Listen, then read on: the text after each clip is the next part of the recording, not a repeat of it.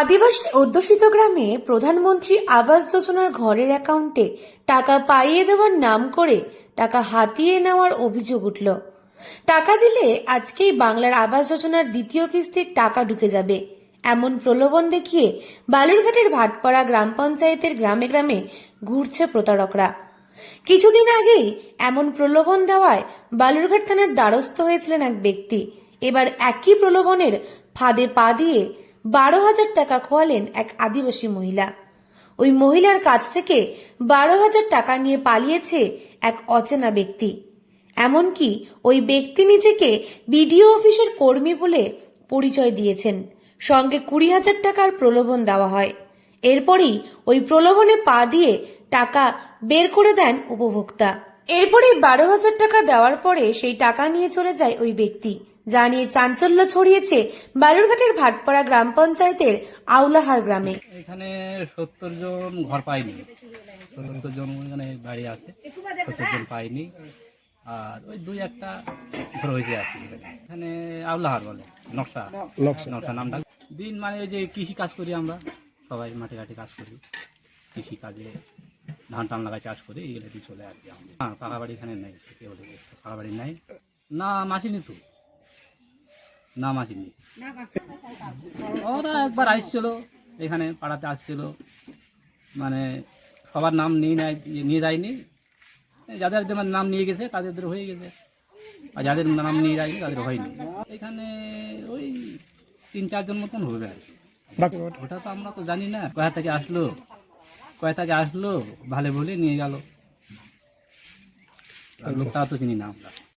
এদিকে বালুরঘাট ব্লক প্রশাসন জানিয়েছেন, ব্লক অফিস থেকে এমন কেউ যায়নি। এমনকি যেভাবে টাকা চাইবে তার বিরুদ্ধে থানায় যাওয়ার পরামর্শ দিয়েছে ব্লক প্রশাসন। প্রশাসন সূত্রে খবর, প্রতারিত ওই মহিলার নাম পার্বতী হাসদা। ওই মহিলার স্বামী মৃত্যু হয়েছে, বিধবা ওই মহিলার ঘরের প্রয়োজন ছিল, তাই ওই মহিলাকে ঘর দেওয়া হয়েছে। প্রথম কিস্তির টাকায় ওই মহিলা ঘর তৈরি করেছিল, কিন্তু দ্বিতীয় কিস্তির টাকার অপেক্ষায় ছিলেন তিনি। এরই মধ্যে গত 12 তারিখে ওই মহিলার বাড়িতে একজন বাইক নিয়ে গিয়েছিল। প্রথমে আধার কার্ড এবং ঘরের ছবি তোলেন, এরপরেই 20,000 টাকা চাওয়া হয়। তা দিতে না পারলে অবশেষে 12,000 টাকা দেওয়া হয়। এদিকে 11 তারিখে ওই একই গ্রাম পঞ্চায়েতের মাঝি গ্রামের অলোক সরকারের বাড়িতেও এক ব্যক্তি গিয়ে ছবি তোলে এবং 10,000 টাকা চায়। এরপরেই ওই ব্যক্তি বিষয়টি বুঝতে পেরে থানায় অভিযোগ দায়ের করেছেন। আমি তো লোক চিনি না, ওরা বললো কি আমি বিডিও অফিস থেকে আসেছি ঘর ইনকিউর করতে। আমি অফিসের বিডিও অফিসের বড় অফিসার। তোমার নিমটান ঢালাই হয়ে গেছে, তোমাকে টাকা দিতে হবে। টাকা দিলে পরে কালকের মধ্যে তোমাকে 1,20,000 টাকা পাবেন, ঢুকে দেবো। 20,000 টাকা চেয়েছিল, 1,000 টাকা দিচ্ছি। তারপরে তো অন্য কাজের জন্য ধরা হয়েছে, 3 তনকে। আমি তো টাকা পাবো আবার বেশি, আমি তো জানি না কত কি হয় এগুলাকে। আবার যদি বড় বেশি করে দিতে না কি করে দিতে, ওরা কোথায় 1,20,000 টাকা ঘর তো হবে না। আবার 40,000 টাকা আবার বেশি আবার না করেছি, তোরা পাবেন।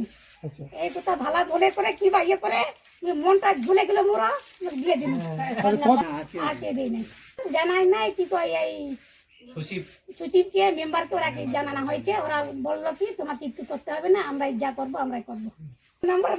আধার কার্ডের নাম্বার নিয়ে নিবে। তবে ওই ব্যক্তি কে তার খোঁজ শুরু করেছেন সকলেই।